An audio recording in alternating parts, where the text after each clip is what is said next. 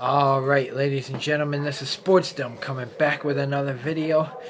And this is my San Jose Sharks at Buffalo Sabres recap from November 27, 2018. Let's take a look at the scoring. In the first period, there was no scoring.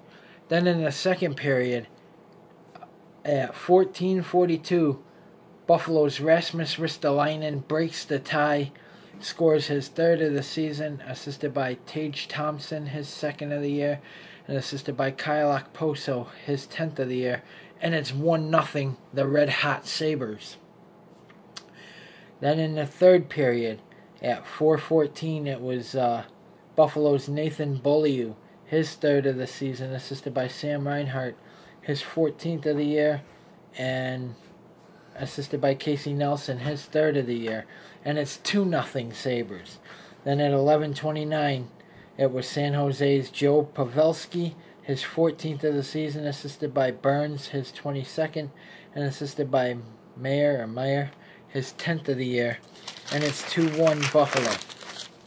And then at 16:42, it was Joe Pavelski, his second of the game, his 15th of the season, on the power play, assisted by Logan Couture, his 15th of the season, and assisted by LeBlanc, his 13th of the year, and it's 2-2.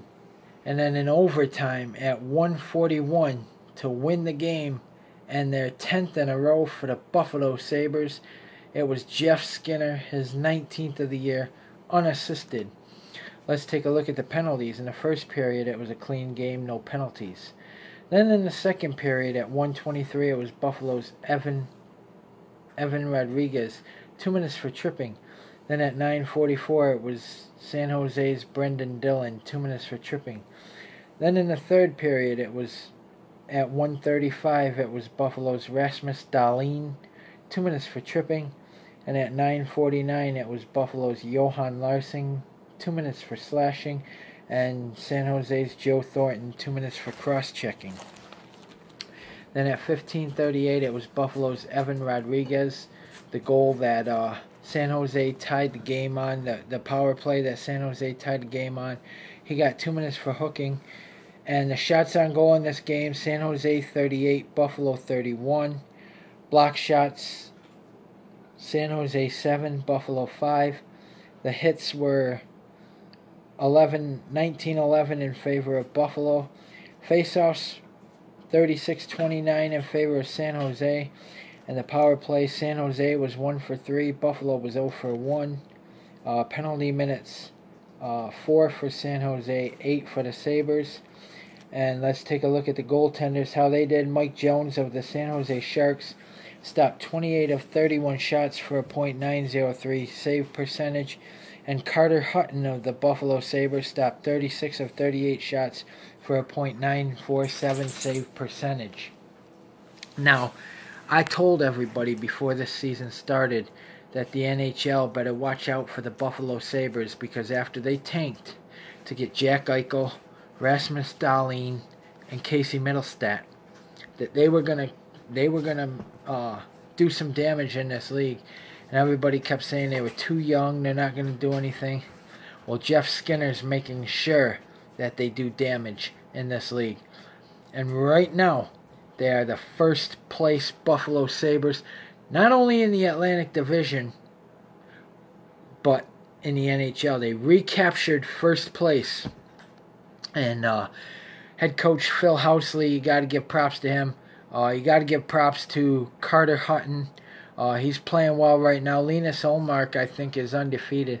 And an interesting stat that I heard Rick Jeanneret say on the radio, that I think he said that the Buffalo Sabres were 11-0-1 when scoring first.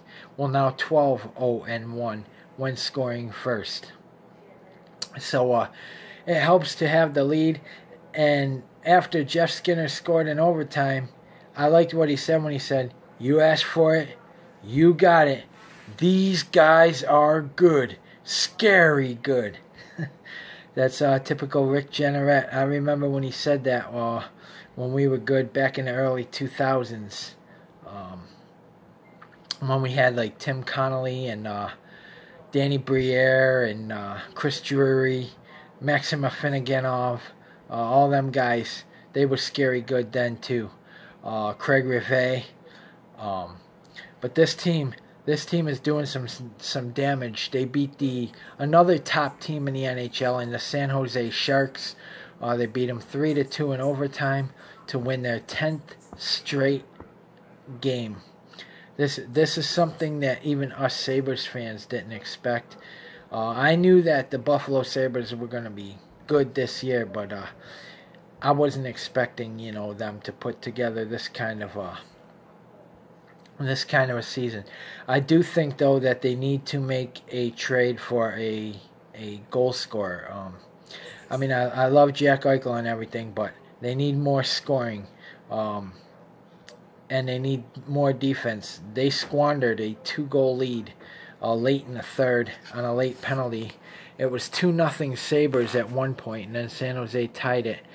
And what a trade that was for Jeff Skinner. He's got 19 goals so far.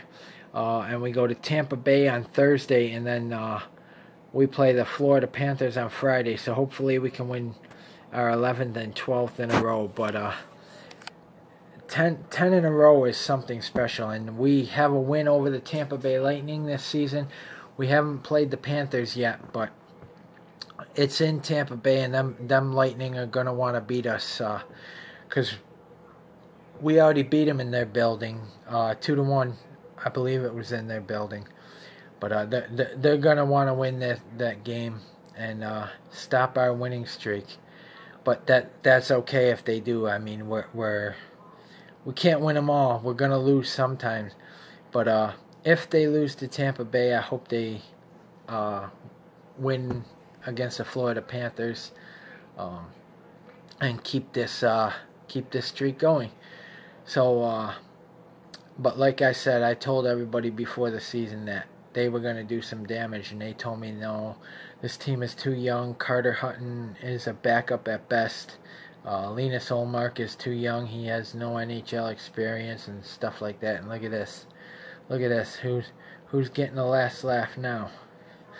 But and I do think that they're going to keep this up, and they're going to win a lot of games this year.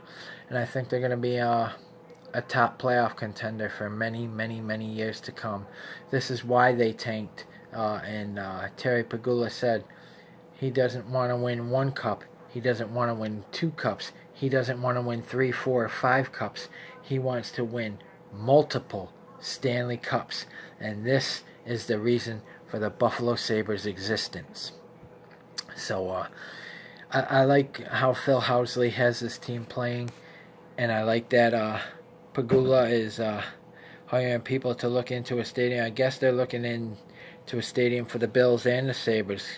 Maybe it could be something like the Harbor Center where they could share. You never know. Have a hockey rink on one floor, a football field on another floor. That'd be cool. Have both teams playing at once. That'd be pretty cool. But anyways, comment in the comment section below on what you think of this 10-game winning streak for the Buffalo Sabres. And as always, if you like my videos, like, subscribe, and hit the bell notification so you don't miss a video.